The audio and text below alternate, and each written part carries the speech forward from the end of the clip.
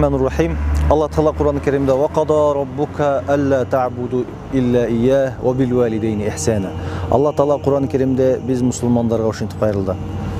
Allah Teala'nın jaratkan zatın özüne gana ibadat kılgıla, ata-enеңерге жақшылық кылгыла деп. Жақын деле карыялар үйүнө зыяратка барып келдим. Сайыз мезгилинде карыялар үйүндө 2-ден 3-төн 10-дон гана кыргыз апаларыбыз болсо, бүгүнкү күндө карыялар үйүнүн 50% кыргыз апалар, кыргыз аталарга толуптур.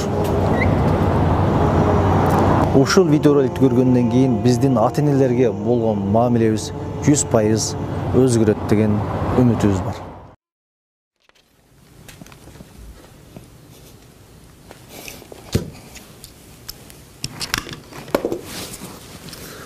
Атаңыздын бул дүниеден өткөнүнө канча жыл болду дейт.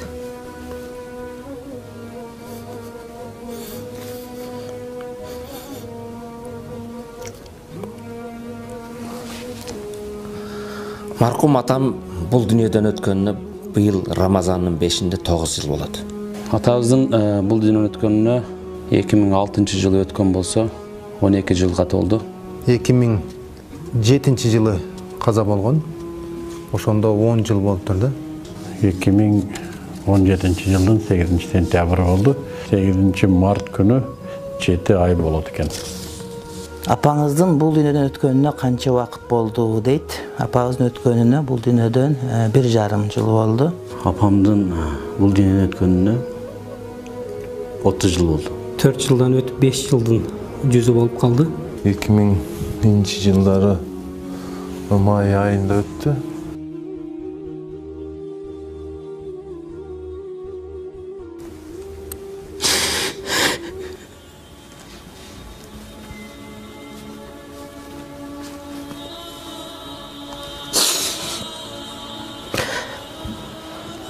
Мен жаш болсам деле апама мен сөз берет элем. Мен чоңойгондо апа мен айткам, мен башка үй салам. Айттым го бул илгери үй салганда мен үйлөрдүн дубалдары мен текчелер көп болгондо. Ошондо айтат элем, мен бул эмне кереги бар бул текчелердин апа десем, силерге кереги бар балам. Тетрадыңды коесуң, сумкаңды коесуң, кийимиңди коесуң депчи. Ошол мен жаш болсом керек бир 7-8 жашар, 7 жашар болсом керек мектепке барганмын да. Айтат элем да, мен чоңойгондо башкача үй салам. Апа, мен мындай текче кылбаймын. Мен шифонер, шкаф коюп, ошондо кийимдер сала турган коёмун деп айтчумун да. Өкүнгөнүм ачылык амалына алып барып келсем деп аябай көп ниет кылчу элем. Тилекке каршы тагдыр, Кудай Тааланын тагдырына моюн сунабыз. Түбөлүктүү ата-энемдин жанында болом деген чоң ниетим бар эле. Дайыма кызмат кылам деген чоң ниетим бар эле. Бирок адам баласы чоңоюп, өзүнчө турмушка баягы жол тартып кадам таштай баштагандан кийин бизде турмуш шарт ошондой болуп калды. Биз айыл жерден, ата-энебизден алысыраак боло баштадык да. Бүгүн кээ бир нерсесин ойлосуп өкүнөм, эмне үчүн ошол кезде аткарбадым деп. Атам баягы өтүк масты деп коет. Ошондой өтүк масты тиктирип, ошо чоң атабыздын чепкенин берип, ушуну кийип хутбага чыксаң деп жөнөтүп бериптир. О, мен жаштык кылып аны эч кийген жокмун. Атамдын чепкенин бир жолу кийип, жума хутбага чыгып койсоң болмок. Ал жерде жума хутбасы деп катердин анча-мынча чыгат элем. Ошол жерде мен көргүм келди атамдын чепкенини. Бүгүн өкүнөм, жарашпаса да, эски болсо да бир кийип албапмын. Мага окшоп башка балдар өкүнүп калбасын, бүгүн атаңардын тирүү көзүндө айткан нерсесин кубантып бир жолу болсо аткарып койгула. Мен bir işte кечигип калдым. Ушул менин арманым. Мен атамды ажыга алып бара албай калдым. Өзüm atama kızmat kıl alбай калдым. Ажыга. 3-көдөй чалды 7 улу ортого алып тооп кылганын көрсөм, Кабанын тегерегинде 7 өмүрүм сыздайт. Атам менен отуруп көптөгөн жакшы бир иш-чараларда бирге болуп отурсам, атамды каалайт элем мен неберелерине бүгүн жакшы бир батасын берип, ала деркелетип отурушун каалачумун, бирок Аллахтын тагдырына баш ийебиз, баарыбыз мусулманбыз. Ушунчалык бекем инсан болгондон мен бүгүн атамдай боло албай атам.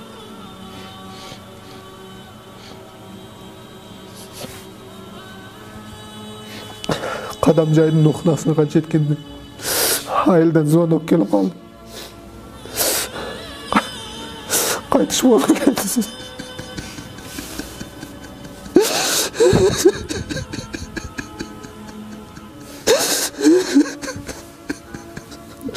Ошол маселе бүгүнкү күнгө чейин жүрөгүмдү.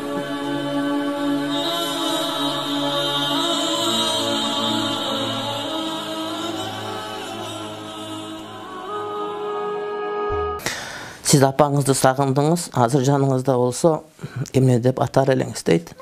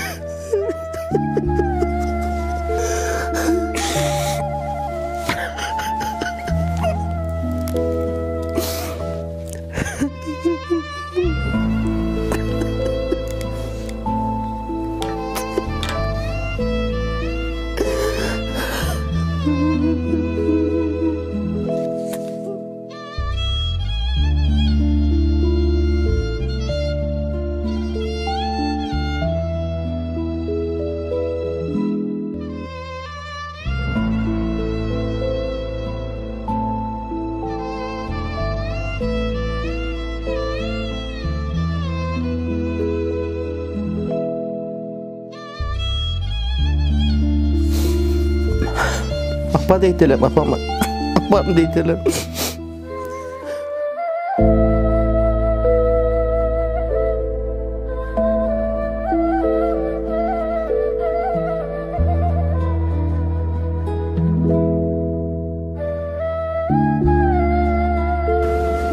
Жанында болсо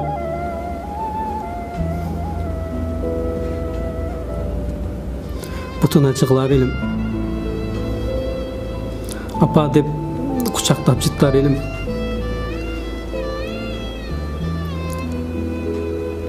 Апамдын акыркы сөзү эсимде.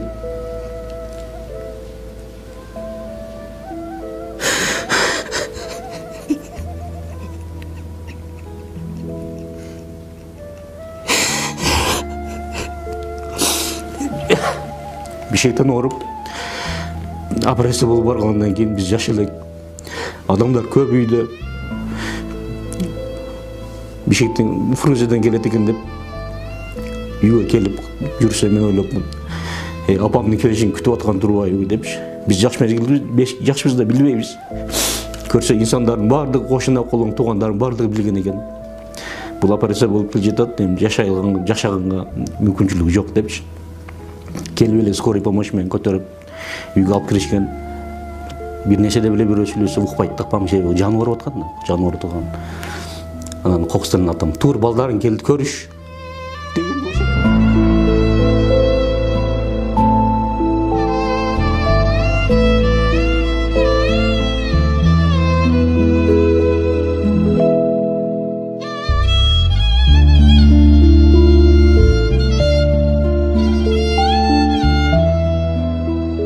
Ene bizdi törödü. 9 ay kursanda götürüp yürüdü. 2 yıl ak sütün berdi. Biz üçün yaşoosун arınadı. Enenin sүйүүsü bul dünyadagi eng taza, tunuq jana tübölüktүү sүйүү болуп эсептелет да. Башка сүйүүлөр вакытынча болушу мүмкүн да. Бирок эненин балага болгон сүйүүсү бул өтө таза жана тунук да. Ошондуктан мен ойлойм, сиздин бизге болгон сүйүүңүздү биз актай албадык депчи.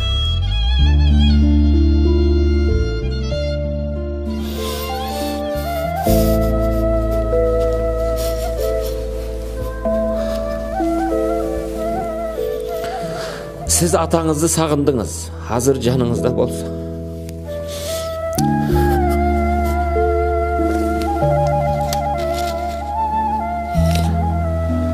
Hazır жаныңызда болса, эмне деп атар элеңиз. О атаке, атажан деген сөзден артық эч биреме жок.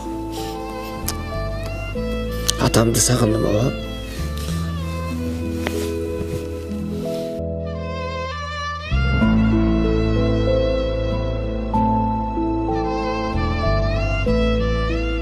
Атам өткөн жылдан менин чоң бир тирегим жоготконум сездим. Атам бар кезде өтө өзгөчө, анын дайым дуасы менен бекем башка элем. Бирок өткөн жылдан эле сездим мен. Баягы түнү күн тахажжуддарда болгон дуалар атамда эч ким дуа кылбай калды.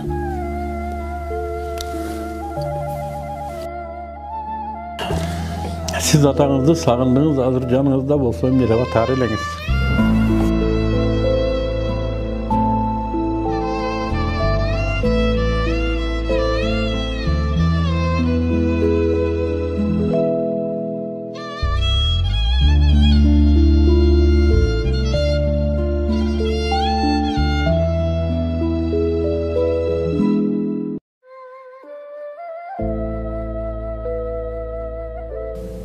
Atamın akırkı жылдары мен атам жаным атам деп сүйлөшчүм. Атам жаным ата деп сүйлөшчүм. Кандай деп жаныбызда болсо. Бул уулдар акмак болот экенбиз. Биз уулдар акмак болот экенбиз.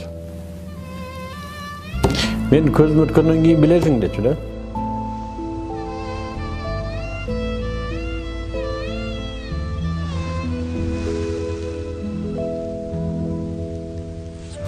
Адатта атам ошол короо жактан келип алам деп чакырчу. Ошол балам деген сөзүн сагынып келем.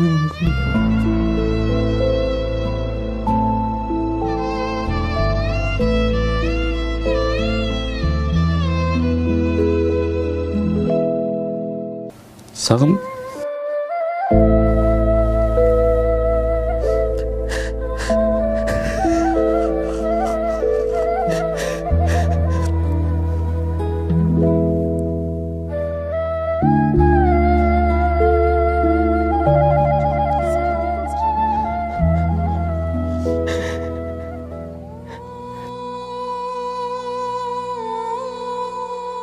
эч убакыт кайшы айтпагыла дейт элем. Колдон келишинче апага кызмат кылыш керек, апанын атилин алыш керек. Апа инсан пенде, ал кемчилик келтирет, ал дагы кетирет. Бирок ал апа, ошондуктан мен айтат элем, апалар дайыма тезде телефон чалып туруш керек. Колдон келген азыраак нерсе менен да сүйүнүп туруш керек. Анткени апалар бизден көп нерсе талап кылбайт да. Кээде биз аялдарыбызга, балдарыбызга бөлгөн каражаттан, бөлгөн көңүлдөн дагы андан ойнесе аз нерсе болсо дагы бирок көңүл бөлө турган болсо апалар кадимкидей алар сүйүнөт. Бизди апабыз эч ким аябайт, башка бир туугандар, башка досторубуз. Эч ким апабыз чарык бизди аябайт. Ошондуктан апабыз көзү тирүү убагында колдон келген кызмат аткарыш керек. Канчалык кызмат кылсаң деле баары бир апа өтүп кеткенден кийин адам өкүнүп калат экен дейт элем. Апасы барлар бактылуу адамдар. Ата энесинин көзү барында ошолорду бактап билиш керек, сыйлаш керек, урматташ керек. Кийин бир убакыт келет, өкүнүп каласың.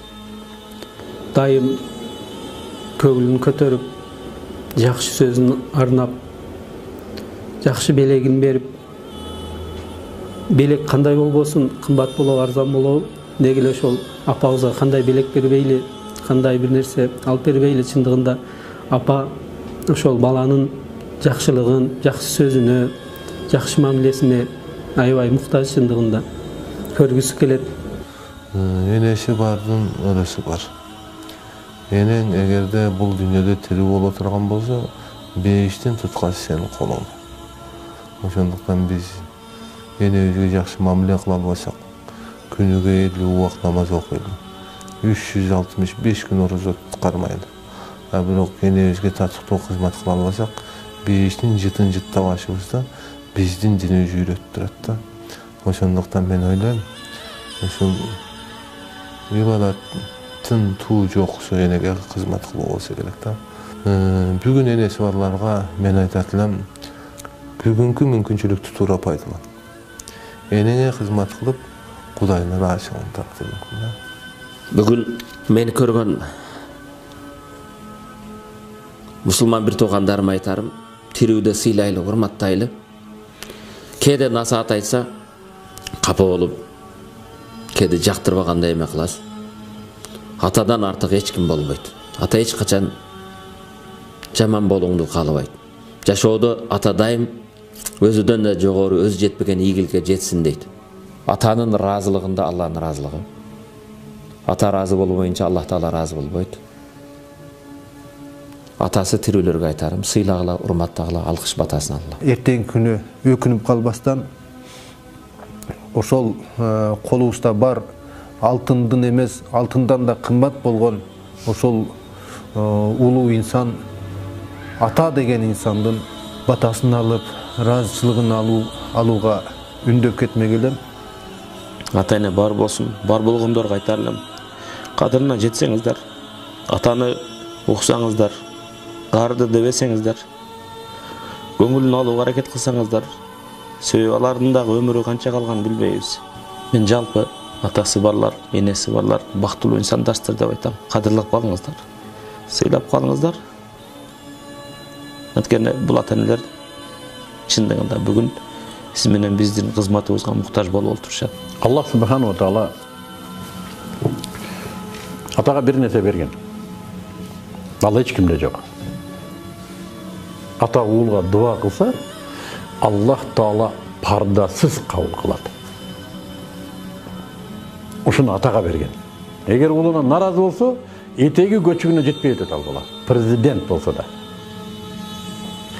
Уулуна ыраазы болсо, ата, ал кедей болсо да бактылуу жашап өтөт. Мен мына биздин кыргыздын кайрадан намазга кайтып, кайрадан дин менен жашап атканын айтам. Ушу аталар дуа кылган экен бизге бир кезде деп айтам.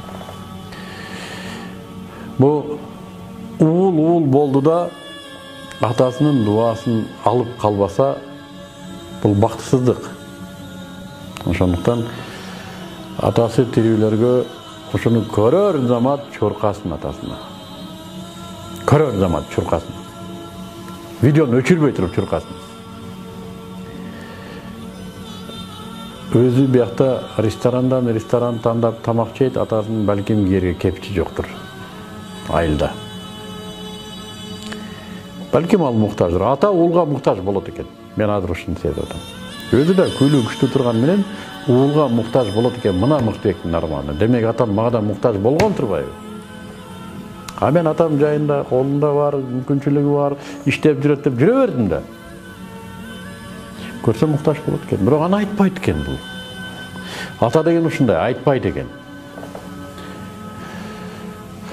Аны мага окшогон кашеки уулдар сезбей калат экен.